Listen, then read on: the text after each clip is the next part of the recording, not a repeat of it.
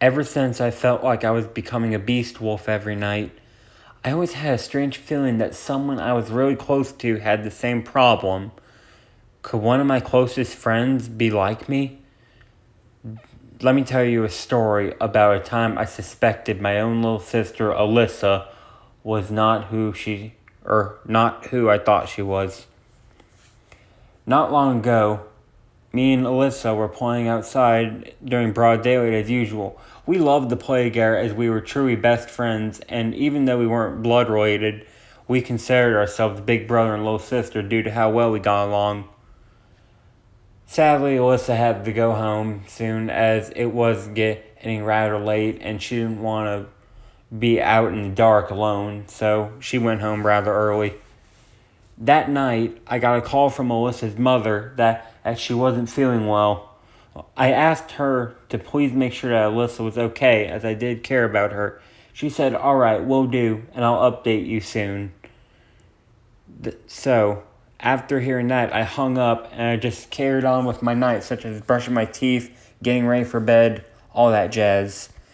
However, I waited, and I waited, but Alyssa's mother nor her father ever called me back. This is certainly strange. But then again, it was late at night, so they probably went to bed and would probably update me in the morning. The next morning, I woke up and everything seemed okay. I checked my phone for any messages, no text messages, nor calls or voicemails from Alyssa's parents at all. In fact, not even from Alyssa. Something seemed off. Later that day, Alyssa had to run some errands, and I took opportunity of this. I went to her house and entered. I had a key as she gave one to me, and I checked out her house. Everything seemed fine, and everything seemed in order. Minus some minor scratches on the floor, but that was usually pretty typical nowadays if you're a wolf living in a house. All seemed fine until I noticed a trail of blood. I followed that trail of blood, and upon the ending of it, I found Alyssa's parents slaughtered. Something was truly wrong. Who could have done this? And was Alyssa gone too? No, she couldn't have been. She was out running errands. So she was okay. But the question remained, what happened to Alyssa's parents? This was certainly strange. Not long after, Alyssa had returned, and I asked Alyssa if she knew anything about her parents' death. She looked at the bodies with a rather sad look, and she also seemed surprised. Immediately, Alyssa broke down in tears. She hated to see her parents die, and she clearly had no idea what was going on.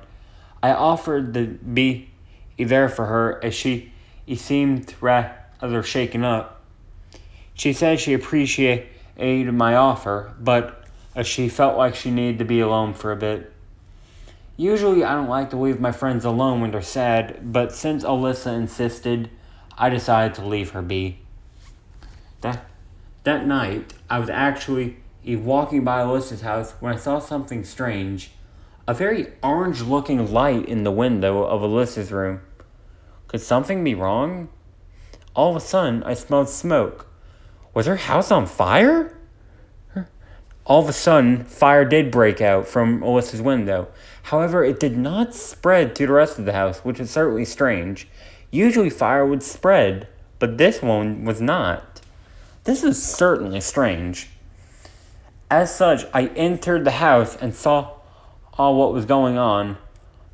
Apparently, when I expected to see Alyssa, instead I saw a mysterious-looking wolf with with ash black and bloodshot red fur, as well as glowing eyes. This wolf looked really scary, and this looked nothing like Alyssa. Did this evil wolf kill Alyssa? Something was off, though. As the wolf ran away, I noticed that Alyssa's body was nowhere to be found. No trail of blood either. What was going on? As such, I then left and tried to search the house for more clues. I didn't see anything suspicious up until I found one of Alyssa's collars on the floors, but something was weird. The collar looked broken, as if it snapped. But that can't be right. Alyssa's already hit her final growth spurt. Did she? Because how could Alyssa get any bigger? Then I had a weird thought. Fire, ash black fur, and red fur with glowing eyes? Only a demon wolf could do that. And then I also realized that the shape of the wolf, although the body structure was rather different, the color patterns, despite them being different colors, that resembled Alyssa's fur patterns. Could this demon really be Alyssa? I certainly hope not. As such, I staked out that at night, though it was wrong of me to trespass, I hid in the closet and took notes while watching from underneath the door. All of a sudden, Alyssa walked in, and everything seemed fine. Thankfully, she wasn't coming to her closet, so I could still keep an eye on her. Everything seemed okay, until the moon shined bright.